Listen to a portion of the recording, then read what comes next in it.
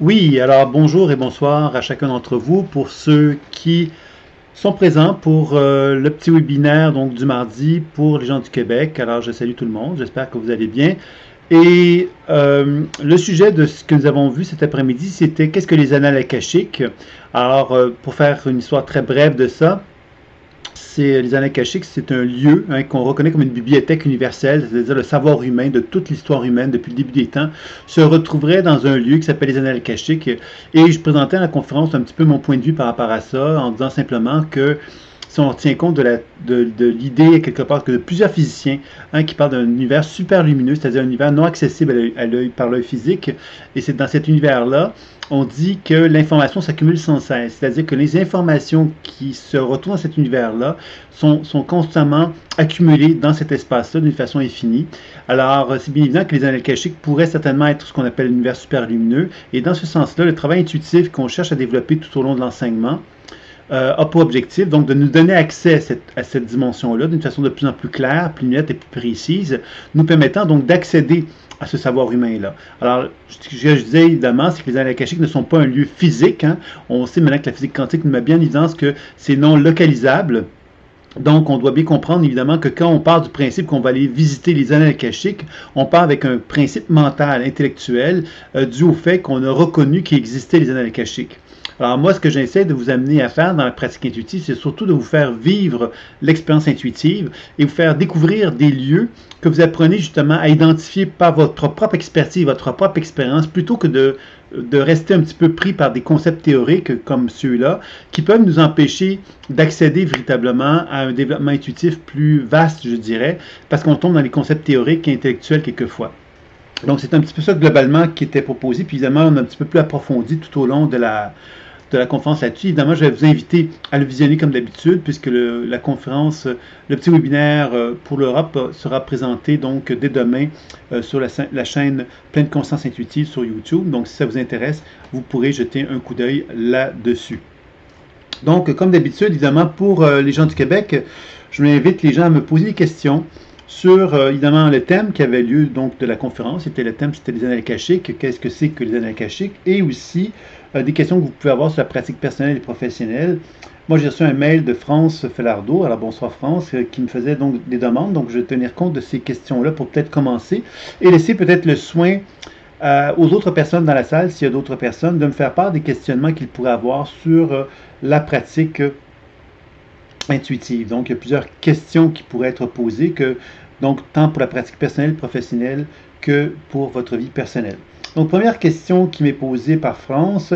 Une dame m'a soumise ses mémoires de non-confiance, de non-reconnaissance et de non-acceptation de certaines de ses pratiques en groupe. Elle enseigne le dessin et la peinture.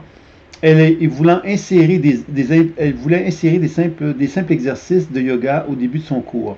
Alors, j'ai fait un décodage, des programmations et soins sur ses mémoires. Et à la fin du soin énergétique, je lui ai demandé comment elle se sentait. Elle me dit qu'elle ressentait autour du front comme un bandage qui la serrait et un nœud dans la gorge qui pouvait l'empêcher de parler et un mal de cœur au niveau de l'estomac. Alors, France me demande qu'est-ce que je fais maintenant? Est-ce que je reprends tout le processus? Qu'est-ce qui est mieux pour ma partenaire de faire? Donc, pour répondre à cette question-là, la première chose fondamentale, France, puis là, évidemment, l'information n'est pas complète dans ce que tu me fais part, c'est que quand on fait une lecture, quand on fait une démarche intuitive avec quelqu'un, cette personne-là m'a dit, elle m'a soumis ses mémoires de non-confiance et de non-reconnaissance et de non-acceptation. Alors, déjà partant, la première chose qu'il faut bien mettre en évidence, c'est que quand une personne vient avec des questionnements comme ceux-là, il est très important, nous, en tant qu'intervenants, d'être capable de conscientiser auprès de notre partenaire les raisons de ces perturbations-là. Alors, cette dame-là t'a soumis ces problématiques-là. Ça veut donc dire que toi, tu avais donc le devoir, entre guillemets, de lui transmettre de l'information qui lui permettrait de mieux comprendre ce qui se passe par rapport à cela. Est-ce que tu es en mesure de le faire? C'est la première question que je te poserai. Est-ce que tu es su identifier par des mots auprès de ta partenaire les raisons de ce manque de confiance, de ce manque de reconnaissance et de non-acceptation? Ok, tu as transmis. Est-ce qu'elle a pu te confirmer ce que tu lui as dit? C'est-à-dire qu'est-ce que l'information intuitive que tu lui as transmise était suffisamment claire pour qu'elle en comprenne la signification?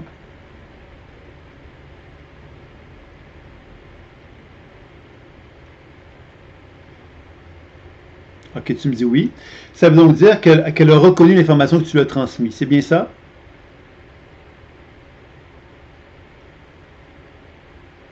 Tu peux peut-être me répondre par oui ou par non pour qu'on puisse justement bien comprendre là, de quoi il s'agit. OK. Donc, ça veut dire quoi? Ça veut donc dire que là, après ça, tu me fais part. Donc, après avoir fait ce travail-là sur cette personne-là, tu as fait donc un soin et à la fin du soin, elle sent comme des symptômes autour du front, un bandage, etc. Maintenant, quand elle te manifeste ces symptômes-là, est-ce que toi, tu as pris le temps d'identifier la raison d'être de ces symptômes-là maintenant?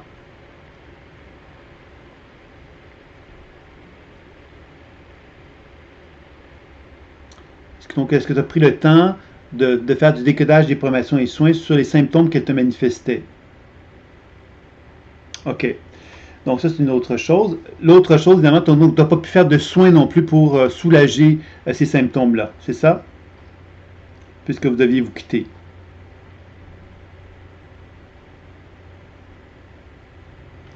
Donc, quand tu dis qu'est-ce que je fais maintenant, c'est que c'est bien évident que quand on fait un soin à une personne, le souhait que l'on a quand on fait un soin à une personne, c'est que la personne se sente mieux après le soin. Ça, c'est vraiment le principe de base qu'on va se donner. Donc, la question que je me pose maintenant par rapport à ça, c'est est-ce que tu as bien géré le temps par rapport à la consultation? C'est-à-dire, est-ce que ce ne serait pas plus utile pour toi de faire en sorte d'avoir plus de temps pour qu'à la fin de la consultation, tu puisses prendre le temps de revenir sur la consultation, de revenir sur comment elle se sent la personne, de pouvoir justement finaliser la consultation dans des conditions les plus optimales pour que la personne puisse se sentir quelque part dans une forme d'accueil par rapport à ce qu'elle vit et qu'elle puisse avoir donc un soutien de ta part au maximal. Est-ce que ça serait quelque chose, ça serait donc quelque chose peut-être qui serait déjà intéressant à avoir en tête? C'est pas trop facile. Moi-même, ça m'arrive régulièrement, des situations où le temps manque et j'ai pas la chance de pouvoir vraiment tout donner ce qui était à faire. Mais je pense que la chose la plus importante dans mon expérience à moi, quand on fait des consultations comme celle-là, et qu'on touche l'aspect psychologique ou psychique, quand la personne, elle te donne des symptômes déjà assez clairs ici, autour du front, comme si un bandage qui la serrait. Ça laisse déjà sous-entendre quelque chose de l'ordre de, il y a quelque chose qui me dérange dans ce que tu m'as dit, il y a quelque chose qui me dérange dans ce que j'ai vécu par rapport aux soins. Donc ça, c'est une première chose. Un nœud dans la gorge qui l'empêche de parler. Encore là, on peut très vite comprendre qu'un nœud dans la gorge qui empêche de parler, ça veut donc dire que ce qui l'a dérangé à la tête, ça l'a mis dans une position de frustration, de mécontentement, comme si elle ne se sentait peut-être pas totalement comprise. Alors ça, c'est quelque chose qui est intéressant. Un mal de cœur au niveau de l'estomac. Donc encore là, un sentiment un petit peu inconfortable. Dans le cas de l'impression, justement, qu'il y a quelque chose qui n'a pas été pleinement, à quelque part, exprimé, je dirais. Alors, je te parle de ça parce que quand on fait parce que tu me poses des questions par la suite, puis je voudrais prendre le temps de même qu'on garde. Euh, on doit bien comprendre là-dedans. C'est que travailler sur des mémoires, c'est travailler avec le principe de la parole. On n'est pas encore rendu à l'étape, justement, lors du stage, par exemple, on va prendre le temps et je pense que dans les enseignements euh, sur la psychologie des chakras, je vais sans doute essayer de vous faire. Je vais regarder qu'est-ce que je vous avais fait à ce moment-là. Ça fait un certain temps, parce que sans doute qu'il y a un aspect qui est présenté dans d'autres modules d'enseignement et qui peut-être serait intéressant à inscrire dans le module sur les chakras. Et je vais essayer de voir qu'est-ce que je peux faire par rapport à ça, si ce n'est pas déjà là. Mais il me semble que ce n'est pas déjà là, c'est que c'est important de savoir comment communiquer à son partenaire. Alors, si toi tu dis que tu as donné l'information, mais pour moi je ne sais pas c'est quoi l'information que tu as donnée à cette personne-là, et tu m'en en parles pas. Donc moi je ne peux pas te dire si l'information était claire ou pas. Parce que si tu me dis, ah ben j'ai perçu du jaune, puis ça avait l'air d'être une énergie un peu sale, comme ça quelque part tu te sentais un peu prisonnière. Bon, je te donne un exemple. Alors ça c'est quelque chose pour moi qui n'est pas satisfaisant parce qu'on ne met pas en évidence l'aspect de déprogrammation. L'aspect des programmations, c'est la solution. Et ça, c'est vraiment important de se rappeler que quand on communique à quelqu'un une information, on doit vraiment miser sur la dimension positive du processus. Ça veut dire quoi? Quand moi je vois un problème à une personne, je cherche à déprogrammer le problème en question pour amener la personne à lui faire valoir que derrière le problème se cache un potentiel évolutif, quelque chose qui va tendre vers une évolution. Quand mon client entend quelque chose comme ça, il n'entend pas le problème, il entend aussi qu'il y a une solution. Et dans ce sens-là, la solution lui permet de se sentir beaucoup plus confortable avec l'information que je lui donne. Et à ce moment-là, il se sent beaucoup plus comme détendu, je dirais, par rapport à l'information que je lui donne, parce qu'il y a ce sentiment, effectivement, d'ancrage qui vient avec ça. Donc, je ne sais pas si tu me suis par rapport à ça, France.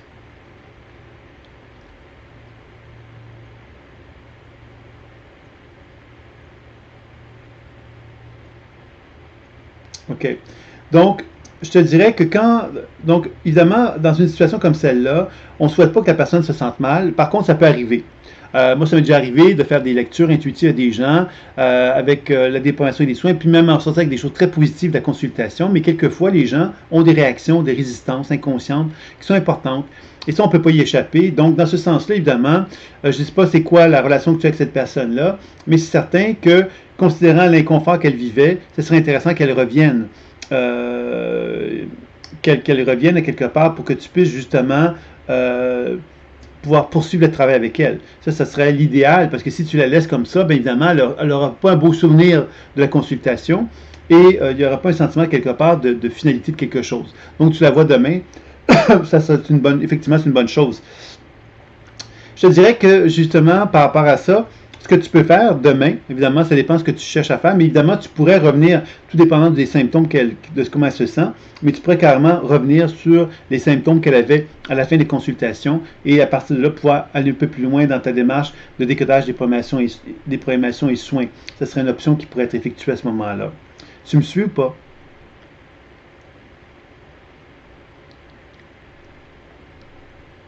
Puis moi, je te dirais aussi, France, que pour que la prochaine fois, si tu veux vraiment que je te donne un avis par rapport à tout ce qui est là, ce serait sans doute bien que tu me fasses part de l'information intuitive que tu as transmise. Parce que ça, c'est un élément important. Quand on parle d'une information intuitive qui est valable, là, c'est quand la personne est capable de te dire Wow, c'est super, je me reconnais à ce que tu me dis, ça me fait du bien ce que tu me dis, parce que ça me permet de me ressentir reconnu et ça me permet à quelque part d'avoir des éclaircissements sur ma vie. Et ça, c'est important, tu vois. Ouais, ouais, mais c'est ça. Je pense que c'est vraiment important que, parce que si la personne n'a pas cette clarté-là dans son esprit quand tu donnes l'information, elle part avec quelque chose de confus dans sa tête et c'est pour ça que les symptômes physiologiques peuvent se manifester parce qu'il y a un manque de clarté à l'intérieur d'elle-même. Donc ça peut jouer. Ceci dit, ça peut arriver malgré tout, même si on est super clair, que des réactions physiologiques se manifestent et ça fait partie des possibilités. C'est pour ça que souvent, il y a un accompagnement qui va être effectué dans une démarche thérapeutique parce qu'on ne peut pas laisser la personne euh, on ne peut pas laisser la personne finalement parce qu'en fin de compte, quand on fait un travail énergétique, on rétablit quelque part chez l'individu la capacité de réagir. Cette capacité de réagir a été inhibée pendant très longtemps. Lui donner la capacité de réagir l'amène à peut-être avoir des réactions inconscientes, d'inconfort, parce qu'elle n'est pas à l'aise avec cette idée de réagir, parce que jusqu'à maintenant, elle avait réussi à la contrôler, puis on lui avait donné l'opportunité qu'elle s'exprime plus fortement, puis qu'elle ne peut plus la contrôler, donc elle est plus inconfortable avec ça, puis en même temps, c'est positif. Donc, c'est là que nous, on devient à quelque part un thérapeute qui accompagne notre partenaire en lui tenant la main puis l'aider à aller plus loin à ce moment-là. Tu me suis à ce niveau-là, ça va? Là, je vais arriver maintenant avec la deuxième question. Donc, si tu peux me dire si c'est OK, oui, c'est bon, OK. Donc, la deuxième question. Quand on fait le décodage de la déprogrammation, est-ce qu'on lui parle de cela ou on garde ça pour moi? Quand on demande qu'est-ce que tu as besoin ou on en parle à notre partenaire, on lui parle de ce qu'on la voit, entend et ressent dans le décodage de déprogrammation des soins. Quand on traîne mémoire, on parle à notre partenaire, mémoire, autre vie, mémoire des ancêtres. Que fait-on pour le bien de notre partenaire? Ou on suit exactement ce que tu nous enseignes. Ceci dit, ce que je vous enseigne à ce stade-ci, vous en êtes, moi, à mon sens à moi, vous êtes dans un stade d'initiation, d'introduction, d'apprentissage. Alors, c'est certain que quand on est à un stade de ce type-là, on ne peut pas se permettre de dire à quelqu'un, à un partenaire, tout ce qu'on voit, tout ce qu'on perçoit, si c'est pas clair. Moi, ce que je pars du principe, c'est que si je dis à quelqu'un, je vais donner un exemple, OK? Je pourrais dire, ah ben là, je vois une grosse tache noire dans ta gorge, par exemple. Mais là, si on reste avec cette information-là en se disant, puis ça fait peur, on va dire comme ça, OK? Ça fait peur. Ben, notre partenaire entend ça, lui, il est paniqué. On n'est pas en train de l'aider, on n'est pas en train de construire quelque chose de satisfaisant avec lui, parce qu'on est en train de le nourrir dans une appréhension et une peur. Donc, c'est très important que quand on cherche quand on veut partager de l'information à notre partenaire, on doit être capable de le rassurer dans l'information. C'est-à-dire qu'on ne doit pas lui donner des informations qui ne vont pas être claires à un point de dire, tu sais, si je dis je vois une grosse tache noire quelque part, puis qu'on n'est pas capable de l'expliquer, bien, le partager à notre partenaire, cette information-là, c'est pas intéressant. Parce que ça lui donne à quelque part une forme d'insécurité. Parce que lui, il peut facilement penser que la tache noire, c'est quelque chose de négatif, c'est quelque chose de moche, et quelque part, si on n'est pas en mesure, nous, de le rassurer, ben à quelque part, il va rester dans une position où il ne sera pas très insatisfaisant. Donc, tu le comprends bien, il peut paniquer, effectivement. Donc, c'est pour ça que moi, je te dirais que quand on communique, à ce stade-ci, c'est pas quand tu me demandes est-ce qu'on doit communiquer, je te dirais oui, idéalement, on devrait être capable de communiquer quand on est capable de transmettre une information qui est relativement qui tient compte des concepts que je vous enseigne, décodage et déprogrammation. C'est-à-dire que le décodage, c'est de l'information qui me permet de comprendre ce que je vis, et la déprogrammation me permet de montrer à mon partenaire le potentiel évolutif qui est en lui. Alors, quand on a cette chimie-là qui est présente, bien, notre partenaire ne se sentira pas paniqué, justement, parce qu'il va toujours voir comme une compréhension qu'il va avoir, puis une compréhension qui va l'amener, qui va le guider vers un changement, une évolution, une nouvelle voie, un nouveau chemin. Donc, il va y avoir quelque chose de positif qui va en ressortir, et il va se sentir quelque part rassuré dans une démarche comme celle-là. Donc, moi, je te dirais que c'est vraiment ça qu'on va chercher à faire quand on est prêt, quand on veut partager avec notre partenaire. L'autre chose qu'on peut faire avec un partenaire, quand on n'est pas vraiment en mesure de décoder comme on le voudrait, parce qu'on a beau essayer puis on n'arrive pas à des résultats, l'autre façon de faire, qui peut être intéressante quelquefois, parce que ça peut des fois aussi être intéressant, c'est que, par exemple, moi je vois quelque chose, comme je ne sais pas, moi je vois des oiseaux en train de s'envoler et qui chantent une douce harmonie, une douce voix harmonieuse. Puis là, toi, tu ne sais pas quoi faire avec ça, tu ne sais pas interpréter ça, tu as essayé, tu as questionné, tu as déprogrammé, il ne se passe rien. Tu peux déjà, à ce moment-là, parvenir à exprimer, partager ça avec ton partenaire, puis lui demander comment lui reçoit cette information-là. Quelquefois, notre partenaire va dire « Wow, c'est fou ce que tu dis là, parce que justement, j'ai rêvé cette nuit à des oiseaux qui chantaient, puis ça m'a mis en contact avec un sentiment de joie. » Alors, quand on est capable d'arriver à des moments comme ça, c'est intéressant, parce que même si on n'est pas capable d'interpréter, on est capable, notre partenaire, lui, est capable de reconnaître que l'information qu'on lui donne a une valeur. La valeur, on ne lui explique pas, on n'est pas capable de lui expliquer, mais il est capable, lui, de reconnaître, effectivement, quand dans lui, ça lui parle, puis ça vient chercher quelque chose de rassurant, en fin de compte. Alors ça aussi, ça peut être intéressant, quelquefois, de pouvoir passer par cette voie-là. Ceci dit, l'objectif ultime d'un thérapeute, moi, c'est ce que je cherche à vouloir développer avec vous, c'est d'être capable de comprendre ce que l'on fait, comprendre notre partenaire de façon parfaite, sans même lui partager, sans même de lui demander qu'est-ce qu'il en pense ou qu'est-ce qu'il n'en pense pas. On est capable d'arriver à comprendre et que cette compréhension nous permet d'être capable d'accompagner notre partenaire parce que justement, on est capable d'avoir une foi et une confiance envers nos perceptions. Alors ça, c'est l'objectif ultime. Alors à ce stade-ci, on n'en est pas rendu là. On est plus dans un processus où on fait des essais. On fait des expériences avec des partenaires et ces expériences-là nous amènent à pouvoir partager avec eux des informations qu'on a pu capter. Et c'est pour ça que c'est important d'être attentif au fait, à la façon qu'on va communiquer, en se disant toujours est-ce que ça a été positif, qu'est-ce que je lui ai dit, est-ce que j'ai su parler d'une problématique tout en lui apportant une nature positive. Si je peux dire oui à ça, ben, je suis satisfait. L'autre chose, c'est quand j'ai partagé à mon partenaire une information comme celle-là, je vais toujours lui demander comment tu reçois ça. Pourquoi je lui demande comment tu reçois ça? Parce qu'à ce moment-là, je lui donne l'opportunité de s'approprier l'information que je viens de lui donner et d'être capable de me la partager en mots pour me dire comment lui l'a vécu. Ça, c'est important aussi parce que ça permet à notre partenaire de s'approprier l'information qu'on lui donne plutôt que lui donner un flot d'informations puis de ne pas lui donner de l'espace pour qu'il puisse se l'approprier. Donc, c'est ça un petit peu que je dirais par rapport à ça. Ça va, France?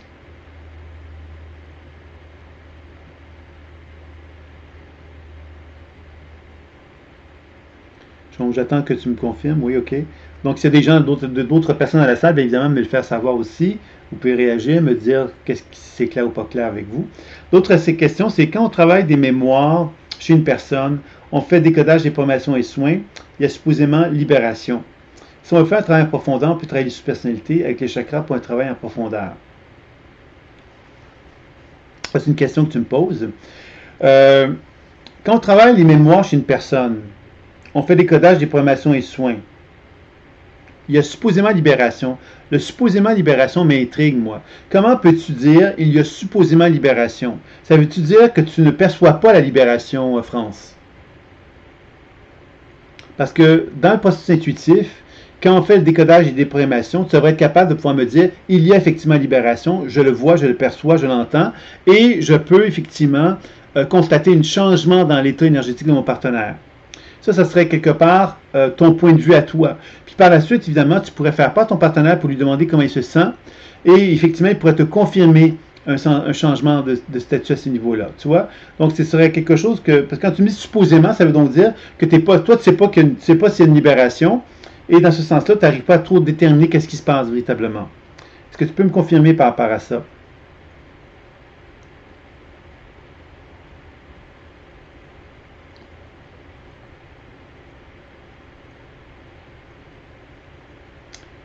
C'est ça. Donc, décodage des programmations et soins, c'est les trois étapes de base qui sont associées à la pratique, ça. OK?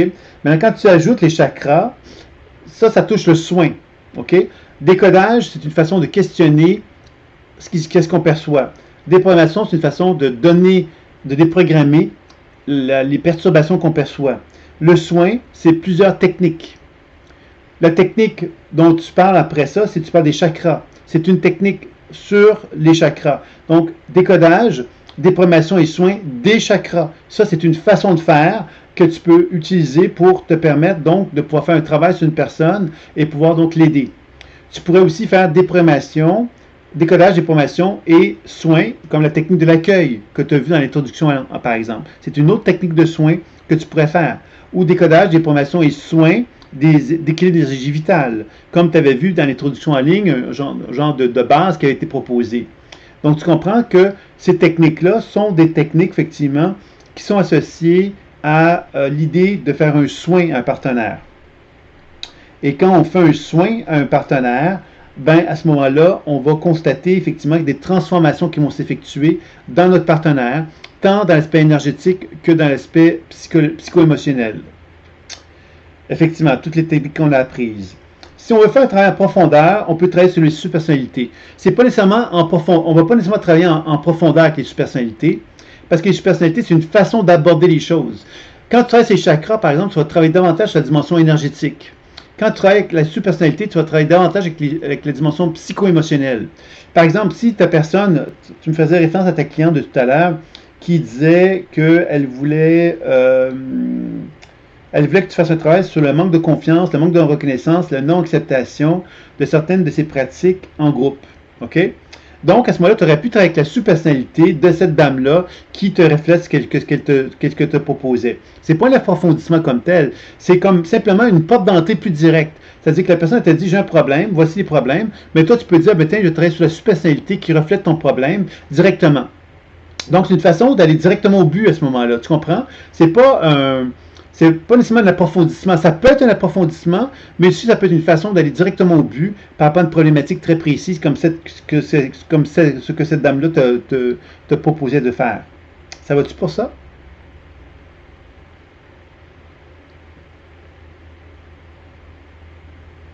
On prend toutes. Je comprends pas ce que tu veux dire par on prend toutes les mémoires. Je comprends pas ce que tu veux dire par ce que tu me dis là. On prend toutes les mémoires. Ça, je comprends pas ce que tu veux dire.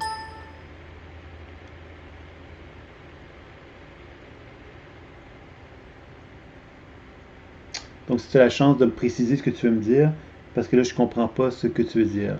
On prend la problématique. Oui, c'est-à-dire que quand on veut travailler, si je comprends bien, c'est que quand on veut travailler avec les personnalités, on va identifier la problématique et on va faire un travail donc directement sur cette problématique-là. Alors, c'est là que ça devient intéressant parce qu'à ce moment-là, ça veut donc dire que c'est un raccourci en quelque sorte qu'on peut faire. Donc, ça peut être un approfondissement des personnalités, mais ça peut être un raccourci dans le sens qu'on peut aller directement vers une problématique et ça peut devenir plus facile de travailler de cette façon-là à ce moment-là. Ça va? Donc là, je vais aller vers la dernière question que tu avais. Je peux repérer des mémoires des débuts de maladie avec voir, entendre, ressentir dans les champs énergétiques sans que mon partenaire m'en parle. je peux repérer des amas d'énergie noire que je peux voir intuitivement en début de maladie. OK. C'est quoi ta question par rapport à ça? Parce que là, je vois que c'est une question, mais ce que tu fais, c'est que tu me fais part d'un partage.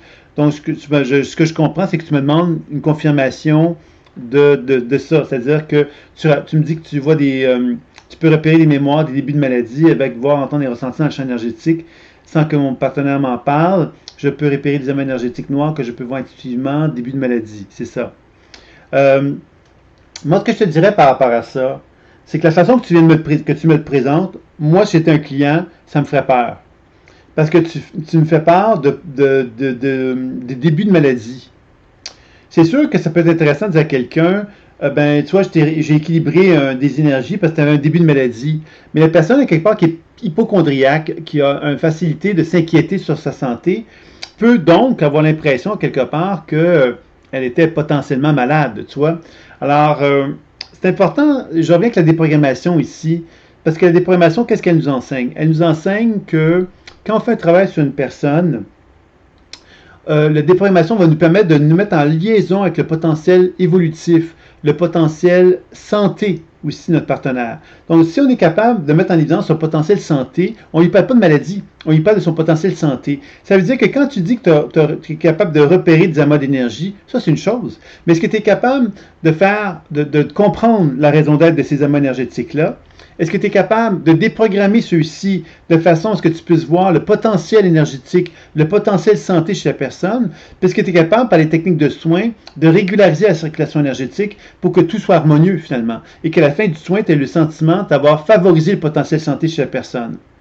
Parce que toi, la maladie, le début de maladie, ça implique quelque chose de bien simple. Si tu dis à un médecin que tu travailles sur des amas énergétiques qui sont des débuts de maladie, il va appeler son ordre de médecin puis il va dire allez voir cette personne-là parce qu'elle est un charlatan. Parce qu'elle dit, elle, travailler sur le début de maladie. Alors, c'est un diagnostic, ça. Hein, quelque part, c'est comme une façon de dire à quelqu'un, ben, tu avais un début de maladie et je t'ai soigné puis je t'ai guéri. Alors, on est dans un processus dangereux de cette façon-là. Alors que quand on parle d'un potentiel santé, on favorise le potentiel santé, on ne parle pas de maladie, on cherche simplement à mettre en évidence qu'on a pu percevoir des perturbations, on a pu justement comprendre la raison d'être des perturbations, on a pu, en déprogrammant, comprendre qu'il y avait des potentiels évolutifs qui n'étaient pas assumés chez notre partenaire, qu'on a pu mettre en évidence. On a pu mettre en évidence c'était quoi les potentiels évolutifs.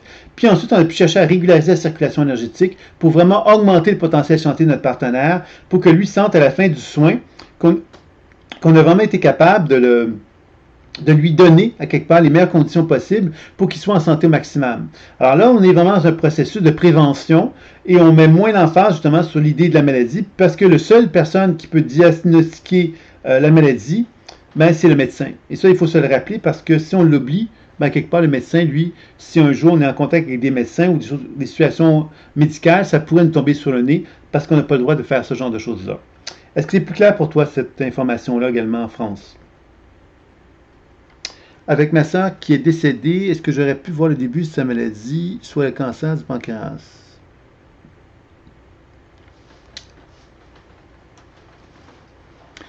J'aurais tendance à te dire ceci par rapport à ta question. Euh, Notre rôle à nous, à quelque part, n'est peut-être pas de, de voir la maladie. Je vais t'expliquer pourquoi. J'en viens encore là avec l'ordre des médecins, que ce soit en France, que ce soit au Québec, que ce soit malheureusement dans beaucoup de pays dans le monde, quand on commence à aborder cette notion de maladie, je vais te donner un exemple. Moi, si je te dis, tu vas voir ta sœur, qui est maintenant décédée, mais si elle n'avait pas été dans une position que tu aurais pu l'avoir aujourd'hui, tu aurais pu lui dire, bon, écoute, sœur, ben, moi, je sens que tu as un début de maladie. Et ta partenaire, ta sœur, ne sait pas qu'elle est malade. Et puis là, finalement, elle se sent un peu troublée parce que tu viens de lui dire, elle va voir le médecin lui annonce effectivement qu'il y a un cancer, mettons. Ça peut être dangereux, ça, parce que ça nous met dans une position, quelque part, où on se trouve dans une position où on fait un diagnostic. Et ce diagnostic-là, si on se trompe, on est charlatan. Si on a raison, on est dans l'illégalité. Parce qu'on n'a pas le droit de diagnostiquer. C'est pour ça que je te parle de ça, parce que tu me dis quand j'aurais pu voir le début de sa maladie, ce que je te dis, c'est que tu aurais pu voir les perturbations énergétiques associées à la maladie. Tu n'aurais pas pu dire, Madame, vous avez le cancer du pancréas. Tu aurais pu dire, il y a des perturbations, et ce qu'on va faire, c'est qu'on va chercher à favoriser le potentiel santé pour que la maladie, pour que les problématiques énergétiques qui sont là, qui pourraient entraîner la maladie, mais qu'on cherche à les réduire au maximum pour que le potentiel santé soit à ton maximum. Donc, on ne va pas nous mettre l'emphase sur la maladie, parce qu'on n'a pas la capacité, comme le médecin, de faire des diagnostics. Par contre, ce qu'on peut faire, c'est qu'on peut vraiment observer que dans l'énergie vitale, il peut y avoir des perturbations importantes, et ces perturbations importantes-là, on peut les soigner pour amener l'individu à pouvoir favoriser un bien-être. Et ça sous-entend quoi? Ça sous-entend qu'on soit capable de faire des évaluations énergétiques pointues.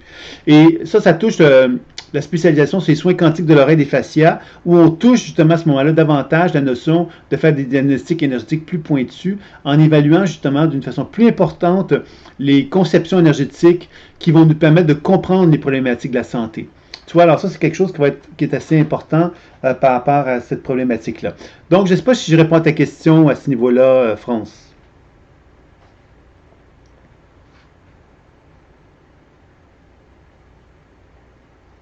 Donc, moi, j'aurais pas mal complété les questions que tu avais à me demander. Est-ce que tu aurais d'autres commentaires ou s'il y a d'autres personnes dans la salle? Est-ce qu'il y a d'autres choses qui pourraient, que vous auriez à me proposer, à me faire part? Donc, oui, attention au diagnostic totalement parce que le diagnostic est dangereux. À partir du moment qu'on commence à faire des diagnostics, on tombe dans une position qui est dangereuse parce que si on se trompe, on a l'air fou. Et si on ne se trompe pas, ben quelque part, ça peut nous donner ça peut être dangereux aussi. Parce que, et dans ce sens-là, c'est pour ça qu'il faut vraiment valoriser le potentiel santé et se positionner justement comme quelqu'un.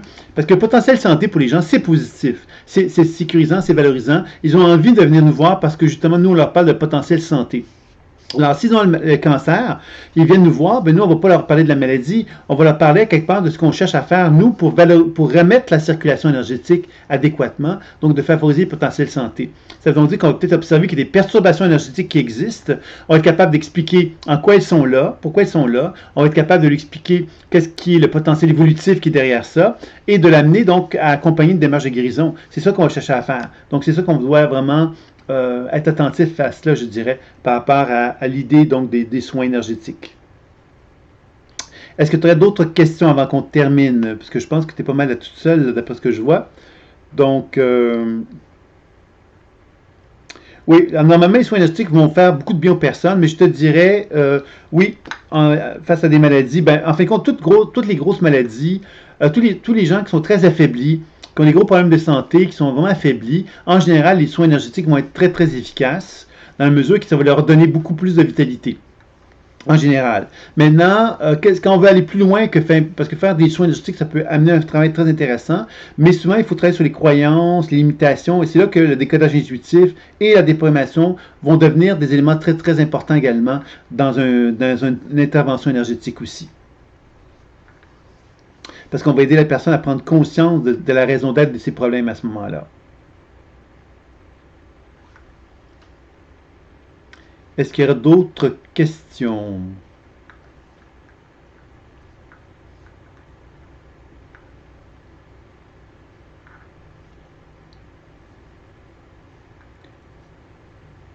Pas pour toi, ok.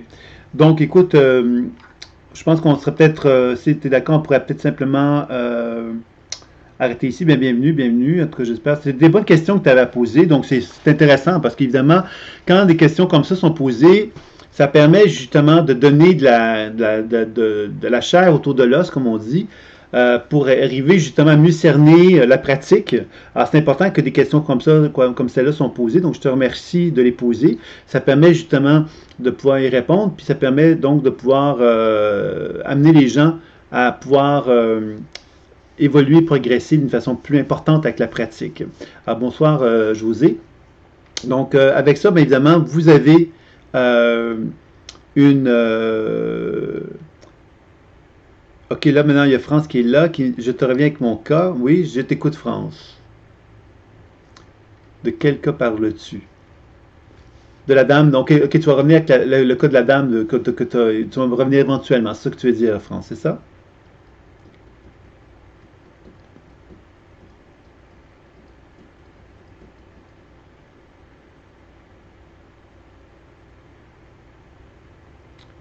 Oui, je peux donner le courriel. Alors, juste que si elle le veut bien.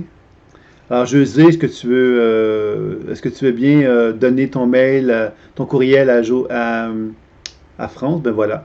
Donc, tu peux simplement le mettre. Attends, je pense que ça passerait peut-être pas sur le chat. Tu peux peut-être essayer, soit, ou bien je pourrais essayer tout à l'heure, moi, de vous l'envoyer à toutes les deux. J'enverrai donc un mail à toutes les deux avec l'en-tête les deux mails, donc celui de José et puis celui de France. C'est ça, c'est bloqué. Voilà, voilà. Je- D'accord, ok.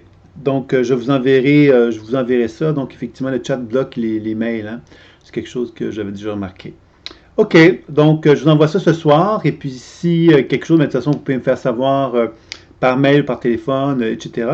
Et puis, je vais vous inviter pour le prochain webinaire, donc le mardi prochain, toujours à la même heure. J'ai pas toujours les thèmes en tête, hein, donc je me laisse guider un petit peu par les événements. Donc j'ai des petites idées qui pourraient venir là, pour le prochain mail, mais le prochain webinaire, ça sera une surprise en quelque sorte pour chacun d'entre vous et pour moi-même aussi, puisque des fois je me laisse un peu guider par qu'est-ce que je ressens, qu'est-ce qui m'interpelle aussi.